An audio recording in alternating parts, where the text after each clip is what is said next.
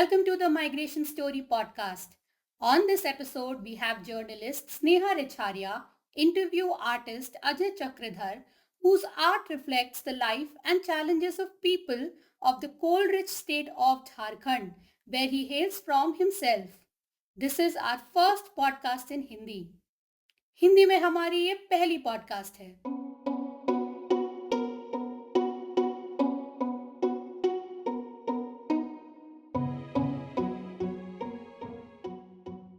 Hi, I'm Sneha Richaria. I'm a journalist reporting on the environment, climate change and social justice. आज हमारे साथ artist Ajay Chakradhar मौजूद हैं. झारखंड के एक सेल्फ टॉट आर्टिस्ट हैं जो पिछले 20 सालों से एब्स्ट्रैक्ट आर्ट में अपनी एक्सपर्टीज़ के साथ काम कर रहे हैं.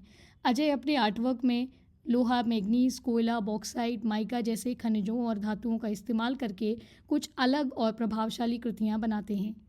झारखंड, जहाँ से अजय ताल्लुक़ रखते हैं, खनिजों से संपन्न है. यहाँ का कोयला और माइका झारखंड और आसपास के अन्य राज्यों के हज़ारों लोगों के लिए रोज़गार का ज़रिया है. लेकिन इस प्राकृतिक संपदा के बावजूद ये अवसर अक्सर काफ़ी नहीं होते. अन्य उद्योगों की कमी के कारण झारखंड के लोगों को अपना घर-बार छोड़कर बड़े शहरों जैसे दिल्ली, बम्बई और कलकत्ता में रोज़गार की तलाश में जाना पड़ता है. अजय चक्रधर का काम इन्हीं पलायन की कहानियों को अपनी आर्ट के ज़रिए सामने लाता है. उनकी प्रमुख कृति कैनरी इन अ कोल माइन को हमने दिल्ली में एक एग्जिबिट 320 में देखा. उनका काम माइनिंग की राजनीति को उजागर करता है. उन्होंने अपने काम के ज़रिए झारखंड के कोयला और माइका खनिज क्षेत्रों में काम करने वाले प्रवासी मजदूरों के संघर्षों और बिगड़ते पर्यावरण को दिखाया है. इस पॉडकास्ट में हम झारखंड में अजय के शुरुआती दिनों, उनकी आर्ट इंस्पिरेशन और पलायन के मसलों पर उनसे बात करेंगे. अजय जी, बहुत बहुत स्वागत है आपका द माइग्रेशन स्टोरी पॉडकास्ट में. जी धन्यवाद. तो सबसे पहले मैं चाहती हूँ कि आप माइग्रेशन पर आने के पहले थोड़ा सा अपने इनिशियल ईयर्स, अपने बचपन के बारे में थोड़ा सा हमें बताएं और आपने जो समय आपने गांव में जो बिताया. अच्छी बात. मेरा जन्म झारखंड के एक छोटे से शहर चक्रधरपुर में हुआ और जो मेरी बेसिक शिक्षा थी वो वहीं इसी शहर में हुआ. लेकिन ग्रेजुएशन के लिए मुझे वहाँ के डिस्ट्रिक्ट टाउन चाईबासा जाना पड़ा, जो वहाँ से 20-22 किलोमीटर दूर है. और हम रोजाना अपने शहर से कॉलेज के लिए जाते थे. तब भी देखा करते थे हम इस शहर से दूसरे शहर में लोगों का आना जाना. लेकिन ये सब कुछ चलते हुए मुझे याद है कि ग्रेजुएशन होने तक हमने ढेर सारी समस्याओं को एक साथ अनुभव करना शुरू कर दिया था, जिसमें बेसिक जो था बड़ी चीजें थी, उसमें काम था. लोगों के पास काम नहीं, काम ढूंढने के लिए इधर से उधर वहां भटकते हैं वो, लेकिन काम मिलता नहीं है. तो इन सब चीजों को अनुभव करने लगा था मैं, और इनकी जरूरतों को पूरा करने के लिए मुझे लग रहा था कि मुझे अब ये शहर छोड़ना होगा. मेरा भी एक टाइम हुआ कि जब मैं वहां से पलायन किया दिल्ली की तरफ, और हम दिल्ली आ गए. दिल्ली आने के बाद एक नए किस्म का अनुभव और संघर्ष शुरू होता है. दिल्ली में छोटे बड़े काम करते हुए वहाँ एक हौज खास विलेज बोल के एक जगह है, तो वहाँ के फाइनली हम एक शॉप खाने की डालते हैं, और वहां से मेरा एक संघर्ष शुरू होता है अलग किस्म का. आप अपने कला के माध्यम से माइग्रेंट लेबरर्स की कहानियां जो है वो बताना शुरू करते हैं. तो वो जो है वो कब से शुरू हुआ? क्योंकि बहुत इंटरेस्टिंग बात है, आप अपने माइग्रेशन यानी कि आप खुद जब प्रवासी हो गए उसके बारे में बता रहे हैं, फिर आप दिल्ली में आ रहे हैं और यहाँ पर कुछ काम करने की कोशिश कर रहे हैं. लेकिन जिनकी कहानियां आप बता रहे हैं वो इंस्पिरेशन आपको कहाँ से मिला? कोई ऐसा विशेष जो है, कोई ऐसा खास क्षण है या कोई अनुभव था जिसने आपको इस दिशा में जो धकेला है? हाँ, ये वक्त गुजरता है 90 से 97 तक का, जब मैं अपने शॉप पे चलाता हूँ. और वो एक ऐसा जगह है जहाँ पे बहुत ढेर सारे लोग बाहर से आते हैं, और खास करके आर्टिस्ट, क्योंकि वो आर्ट हब था उन दिनों. हाँ, बहुत ढेर सारी गैलरियां हुआ करती थी, तो मोस्टली आर्टिस्ट ही वहाँ आया करते थे.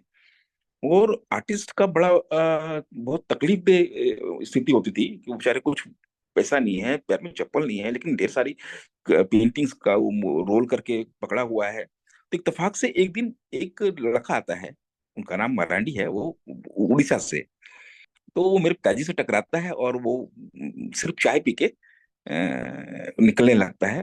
तो जितने देर में वो खरीदता है, चाय लेता है, चाय मेरे शॉप से उसको मिलती है, उतनी देर मेरे डैडी थोड़ा उनका फेस देखते हैं, उनको लगता है अरे ये तो हम लोग के आसपास का लड़का है, उसकी भाषा से। तो उनका एक शुरू कन्वर्सेशन शुरू होता है पिताजी के साथ। तो वो फिर अपनी सारा कहानी बताता है कि मैं उड़ीसा में यहाँ से हूँ, ऐसा हूँ, यहाँ पेंटिंग को लोगों को दिखाने आया था, लेकिन कोई देखने को राजी नहीं है, बोलता सब ऐसा भेज दो, वैसा भेज दो, फोटो भेज दो हमको, अभी मेरे पास पैसे नहीं है, मैं कहाँ जाऊँ, कैसे करूंगा।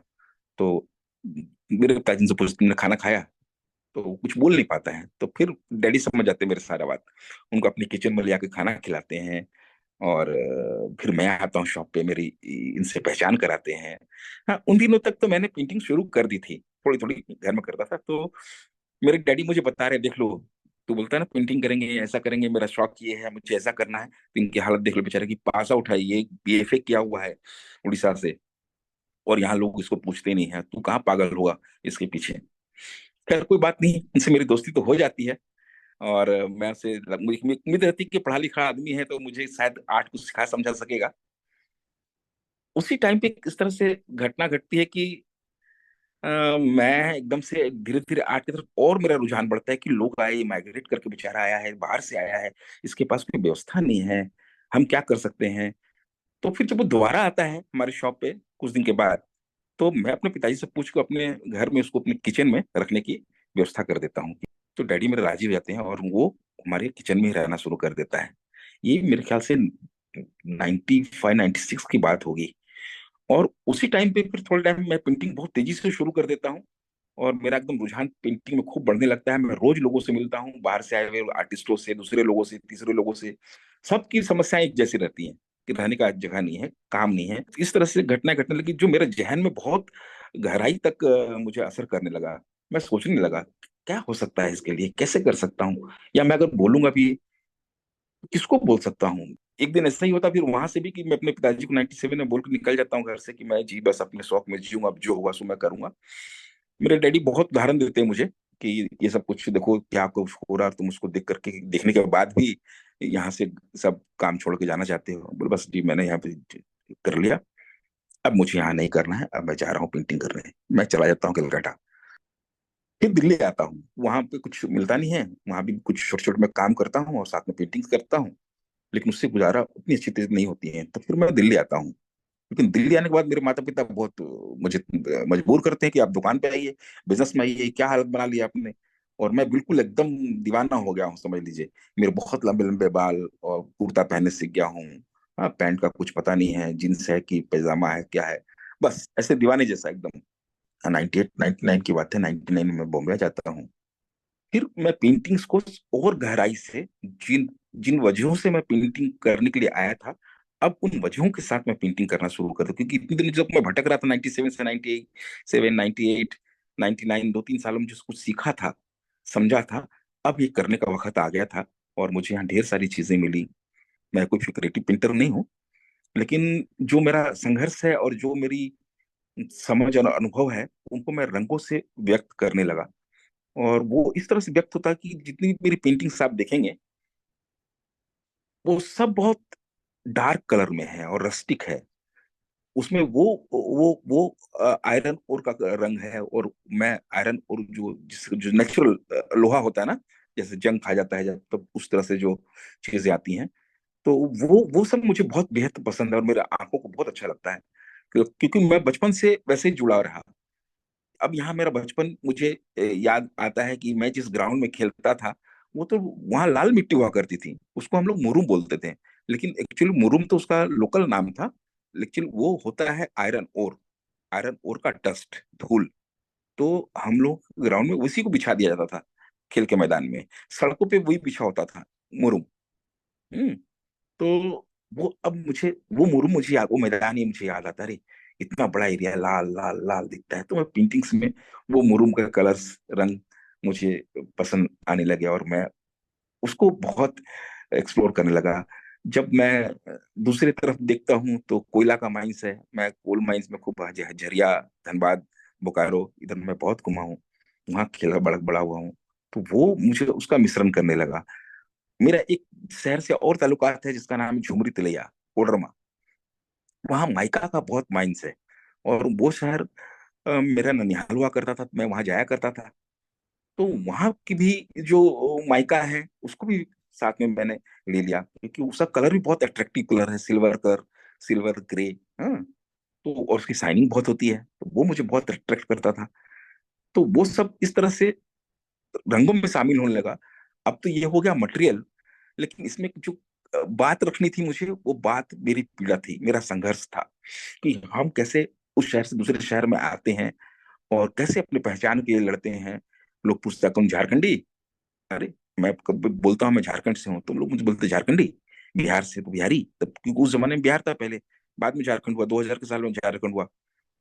लोग विश्वास नहीं करते हैं, बोलते हैं किसी चीज के लिए भी गारंटी मांगते हैं। अब सब चीजों को समझना और उन बातों को कहने के लिए जो शब्द चाहिए वो शब्द में नहीं है मेरे पास, तो मैं रंगों को इस्तेमाल करता हूँ। जो आप आर्ट बनाते हैं उसको मैं समझ रही हूँ कि उसको बनाने के लिए, जैसे आप जो ऑब्जर्वेशन बता रहे हैं वो सालों में आता है। आप ये बात ठीक है कि आप वहाँ से आते हैं और आपका बचपन भी कुछ वहाँ पर निकला है, पर उसके बाद आप बाहर आ गए। लेकिन मैं समझ रही हूँ कि फिर से झारखंड में जो कोयले की खदानें हैं उनमें शायद आपने कुछ समय बिताया होगा अपने कला निर्माण के लिए। तो उस समय के बारे में हमें बताइए, क्या आप ऑब्जर्व करते हैं एक प्रवासी मजदूर में जो वहाँ काम करते हैं उनके अंदर क्या पीड़ा, आप पीड़ा पीड़ा की बात कर रहे हैं, तो आप वहाँ से अपने कुछ अनुभव हमारे साथ बताइए। देखिए जी, मैं बहुत रेगुलर विजिट करता हूँ झारखंड, बहुत रेगुलर विजिट करता हूँ। मेरा आना जाना है, और जहां भी मेरा आना जाना है उसमें मेरा अपना खुद का शहर भी है, और जितने भी माइनिंग एरियाज है जिसमें हजारीबाग है, कोडरमा है, गिरिडीह है, हाँ, इसके आसपास के क्षेत्र में, ये तो मेन शहर हुआ जहाँ मैं रुकता हूँ, जहाँ रहता हूँ। वहां से मैं ट्रेवल करता हूँ इंटीरियर विलेज में जहाँ माइनिंग्स है। जब मैं घूम रहा था, कुछ लोगों से मिला, तो उसमें से कुछ एक लोगों ने मुझे वहाँ की कहानी की स्टोरी बताई कि भाई, जो आर्टिस्ट है, पेंटिंग सी जो कुछ भी फोक आर्ट करते हैं, ये एक हिस्सा है। यहाँ की जो जमीनी हकीकत है उसको समझिए। हमने कहा भाई जरा समझाए मुझे। बोले कि अभी शाम होने दीजिए थोड़ा, उसके बाद आपको पता लगेगा। ठीक, हम लोग वैसे ही बातचीत के बीच में घूम रहे थे शहर, और ठीक शाम ढला। शाम ढलने के बाद एक नई चीजें हम देखते हैं, इस साइकिल पे ढेर सारे कोयले। एक छोटा छोटा वहां सीमेंट का जो बोरा होता है वो कोई 20-25 किलो का होता है, छोटे छोटे। उसमें कोई एक साइकिल पे 40-50 बोरे लोड किए जा सकते हैं। इम्पॉसिबल, वो नहीं है, लेकिन मेरे पास उसकी तस्वीरें हैं, तो चाहे तो मैं इसको भी शेयर करूंगा आपसे। और एक बाइक पे, हीरो होंडा की बाइक पे लगभग 88 सीमेंट के बोरे, 88 बोरीज कोयला भर के उस पर लोड किया करते हैं वो लोग। और उसको वहां से जो बाइक वाला तो फिर भी समझ में आता है कि वो चला के लेके जाएगा, लेकिन जो साइकिल पे उसने 30-40 बोरे लोड किए हैं, लादा है, वो उसको पैदल लेके 30-40 किलोमीटर तक दूर जाएगा बेचने के लिए। अब ये समझिए उनकी समस्या। फिर मैंने पता किया, बात करना शुरू किया उन लोगों से जो लोग इस काम कर रहे थे। तो किसी ने बताया कि आप उनके घर पे जाइए, देखिए कोयला कहाँ से लाते हैं ये। तो जिस घर में वो रहते हैं, आप सोच सकते हैं कि वो उसी घर को नीचे से खोदते हैं, कोड़ के उसमें से निकालते हैं कोयले को और भरते हैं। पिछले 10 साल से यही काम कर रहा है, और उसके नीचे लगभग 10 से 20 फुट उसका जितना बड़ा घर है, उसका एरिया होगा मेरे ख्याल से कोई 2000 स्क्वायर फीट का, ऐसा ही मामूली सा छप्पर ढला हुआ घर। उसके पूरे हर कोने में जाकर उसने खोद दिया, और वहां से नीचे चला गया, 5 फीट 10 फीट नीचे चला गया। और हर शाम को वो उतना कोयला भरता है, हर दूसरे तीसरे दिन कोयला भरता है और निकाल के जाके बेच के आता है। अब सोच के देखिए, जिस दिन बैठ जाएगा तो उसका पूरा परिवार उसके अंदर घुस जाएगा। बोला भैया, एक घर नहीं, ऐसे कई ऐसे एक घर हैं यहाँ पे, जो वो बरसों से इस यही करते हैं और वो उसी घर में रहते हैं। तो जब मैंने उनसे बात की, तब वो लोग बताना शुरू किए कि भाई कहाँ बिकेगा ये। तो उन्होंने बताया कि नहीं, रामगढ़ है बिकेगा। तो रामगढ़ यहाँ से कितनी दूर है? बोले 30 किलोमीटर, 40 किलोमीटर दूर है। बोले कैसे जाएंगे आप? तो साइकिल तो चलेगी नहीं, जितना उसने सामान लोड कर दिया है। तो वो उसको ठेल के चला के वॉक करके ही जाएगा वो। अब सोचिए कि वो जहां से सामान उठाया और जहां 40 किलोमीटर के बाद जाके बेचेगा, तो वो कोयले की कीमत क्या हुई? वो तो उसका मजदूरी से भी, उसकी कोयले की कीमत से भी मजदूरी ज्यादा हो गया। ये उसकी पीड़ा है। उसके बावजूद उसको पुलिस रोकती है, प्रशासन रोकता है, रास्ते में जो लोग एरिया की जो अब दादागिरी बोल सकते हैं, गुंडे बोल सकते हैं, वो रुकते हैं, उन सबको वो पैसा देता है। फिर उसके बाद वो आता है तो उसमें वो किस तरह से अपनी जिंदगी को, रोजमर्रा को चलाएगा। वो खाएगा, बच्चों को पढ़ाएगा, या क्या करेगा। मेरे सामने एक पेंटिंग्स मेरी, जिसको मैं देखता हूँ कि उसमें मैंने कुछ हमारे यहाँ पुआल होता है, वो उसको पुआल बोलते हैं, जो धान से कट के निकलता है ना। धान जिसमें होता है, धान निकालने के बाद जो बचता है उसका सिरा, उसको लोग पुआल बोलते हैं। तो उसके कुछ टुकड़े मैंने अपने उसमें पेंटिंग्स में रखे हुए हैं उन दिनों के। तो जब मुझे वो भीड़ दिखाना था, लोगों को बताना था कि यहाँ पर कोई 200, 500, 700 लोग हैं, 1000 लोग हैं, भीड़ है, अकेला नहीं है सिर्फ ये पहाड़ पत्थर खड़ा, इसके आसपास गांव है। तो उसके टुकड़े मैंने यूज किए थे, जो उसको रिप्रेजेंट करते थे वहां के लोगों को। तो ये माध्यम था मेरा, और वो अभी मेरे उस आकृति में आता है, आ रहा है। मैं देख रहा हूँ कि वो पहाड़ पत्थर अकेले नहीं खड़ा है, उसके आसपास कुछ लोग, कुछ चीजें हैं, कुछ भीड़ है। तो इस तरह से बहुत सी बातें हैं जो मैं रंगों और कुछ किसी नए नए मटेरियल के साथ एक्सपेरिमेंट करता हूँ। जी, एक बहुत इंटरेस्टिंग बात आपने कही कि बहुत सारी बातें ऐसी हैं या बहुत सारी पीड़ाएं हैं या बहुत सारे दर्द ऐसे हैं जो बहुत कॉम्प्लेक्स हैं और उन्हें आप शायद अपने आर्ट के ज़रिए भी नहीं बता सकते। आप जब भी कोई अपना आर्ट पीस बनाते हैं, तो आपके दिमाग में क्या बातें चलती हैं? कौन-सी भावनाएँ आप महसूस करते हैं? क्या है कि अभी पीछे जब लास्ट में जब लौटा हूँ, मैं वहाँ मार्च अप्रैल में था। मैं एक माइनिंग एरिया में कोडरमा के पास, इत्तेफाक से मैं, जो मुझे लेके जाते हैं घुमाते हैं अक्सर माइनिंग माइंस में, वो मेरे साथ थे। लेकिन जब वो मुझे लेके जाते थे या ले जाने का दिन तय करते थे, तो उसके पहले की तैयारी वो कर लेते थे। कि जैसे वहां से बच्चों की ये सारे जो माइंस, माइका के माइंस में ना, बच्चों का बहुत ये है, इन्वॉल्वेशन है। वो बहुत इन्वॉल्व होते हैं, बच्चों से ही उसको नीचे उतारते हैं माइंस के गड्ढे के नीचे, और वहां से वो लोग चुन के ऊपर मंगाते हैं। ये एक प्रोसेस है उनका। तो ढेर सारे बच्चे इसमें काम करते हैं। तो वो ऐसी तैयारी से जाते थे वो, हम मुझे लेके, फिर मैं देखता था तो मैं अकेला, कुछ लेबर हमारे उम्र के, कुछ दूसरे यंग लोग काम कर रहे हैं, तो उनके साथ बातचीत करना, घूमना, देखना, इस तरह से होता था। जब लास्ट में इस टाइम पे क्या हूँ, तो एक बड़े अजीब से इत्तेफाक हुआ कि जहां उनको मना करना था वहां तो मना कर चुके थे, लेकिन दूसरे वाले माइंस में, सामने वाले माइंस में वो वहां मना नहीं की थी। उनको नहीं उम्मीद थी कि मैं वहां तक चला जाऊंगा। तो इत्तेफाक से मैं वहां था, और एक माइंस में लोग बैठे थे, बातचीत कर रहे थे। तो दूसरा एक कोई दोस्ती बोल सकते हैं, पहचान के वो आए उसमें से, अरे भैया कब आए, कैसे आए, क्या हुआ।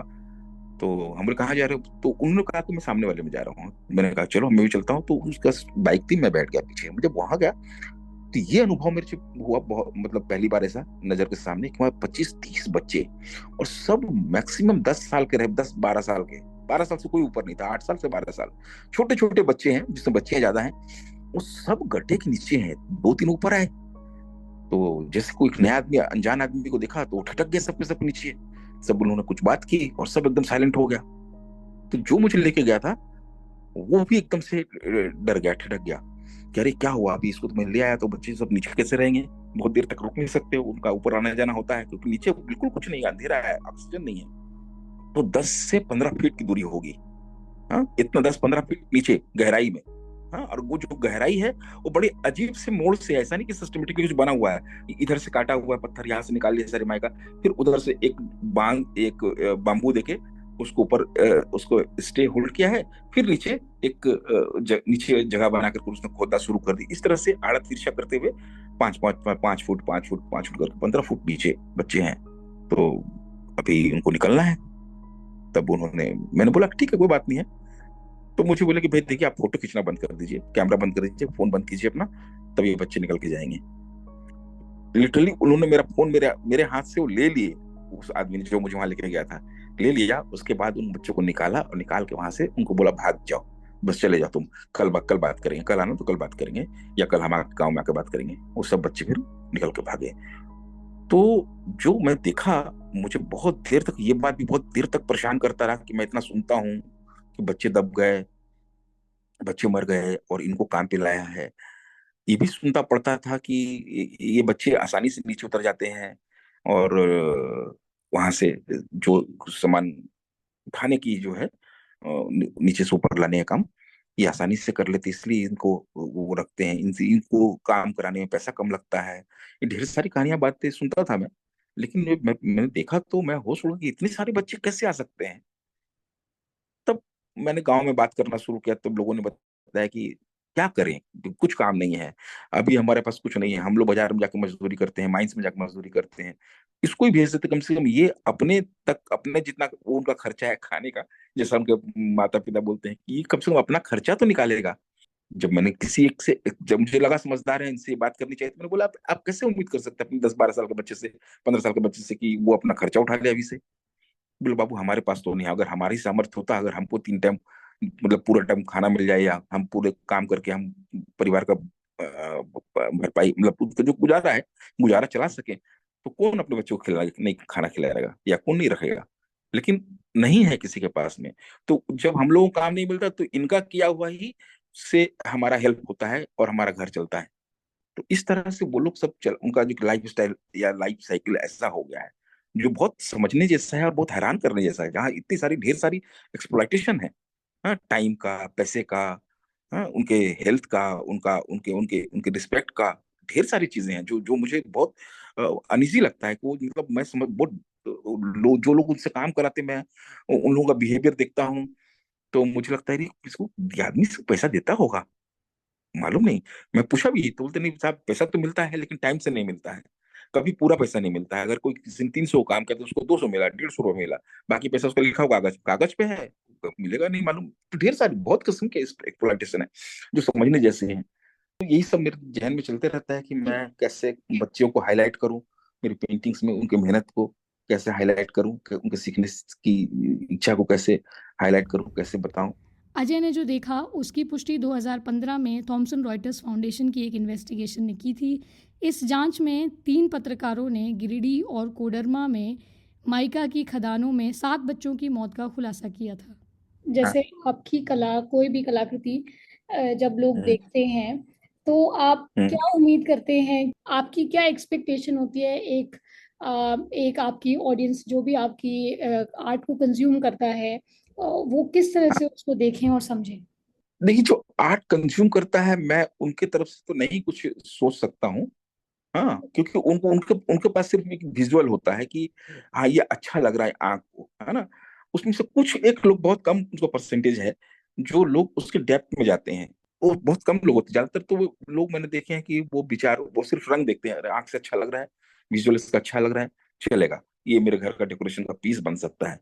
कुछ लोग हैं जो मेरे मेरे मेरे काम को पसंद करते हैं, कि जो कुछ मैं कहना चाहता हूँ या मैं कहाँ से रिलेट करता हूँ, नए नए मटेरियल को, जो हमारे यहाँ जिसको मिनरल्स बोलते हैं, उन मिनरल्स को मैं ऐड करता रहता हूँ अपने काम में।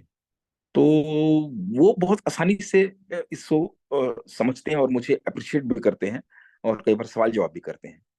लेकिन जो आम जो बहुत बड़े मात्रा में जो पेंटिंग्स के शौकीन हैं, वो तो उनका पसंद कुछ अलग किस्म से है, और उनसे मैं, मेरी कोई एक्सपेक्टेशन नहीं है। एक आखिरी मेरा सवाल है कि हाँ हाँ। क्या झारखंड की जो विभिन्न आदिवासी कला शैलियां हैं, जिनके बारे में मैं समझ रही हूँ कि जानते पढ़ते होंगे, उन्होंने राज्य में जो प्रवासन है, जो माइग्रेशन की समस्या है, उसको कैप्चर किया है क्या? और क्या आपने जब आपका जो काम है उसके थ्रू आप कौन से दर्शकों या किस दर्शक वर्ग तक पहुंचने की उम्मीद करते हैं? वहाँ की कलाकृति है जिसमें कोहबर आर्ट है जिसको हम बोलते हैं, जो वहाँ के लोकल फोक आर्ट है, कुछ जानवरों का चित्र है, या वहाँ के लोकल के जनजीवन का जो चित्र है जिसको वो करते हैं वहाँ के लोकल। हम तो मिनरल्स यूज करते हैं, वो भी मिनरल्स को ही एक कलर पिगमेंट के साथ कलर फॉर्म में इस्तेमाल करके नेचुरल कलर यूज करते हैं, और पेपर्स पे या कैनवस पे वो बनाते हैं। लेकिन किसी ने भी, मेरे जहन में अभी तक तो नहीं आता है, किसी ने भी इस तरफ मॉडर्न आर्ट की तरफ में या क्रिएटिव आर्ट की तरफ में किसी ने भी कोई काम किया। वो फोक आर्ट में वो ट्रेडिशनली फोक आर्ट ही करते हैं। जो जो एकेडमिक्स हैं, जैसे जो लोग पढ़ते पढ़ाते हैं खास करके, मुझे वहां तक अपनी बात कहने की मैं इच्छा रखता हूँ कि मैं उनसे कहूँ जो समझते हैं लाइफ को और लाइफ के लेयर्स को, जो उसमें परतें होती हैं।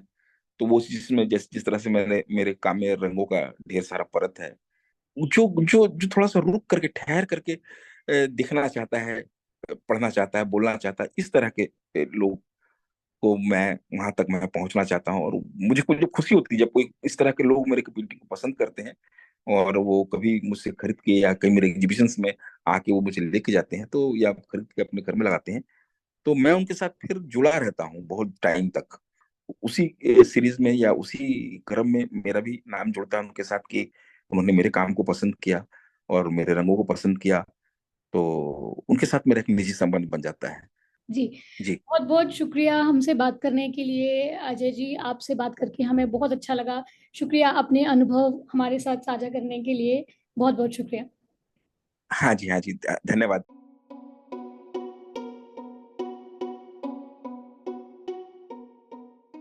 That was a moving episode. We are working towards bringing more such stories to you. Stay tuned to the Migration Story podcast.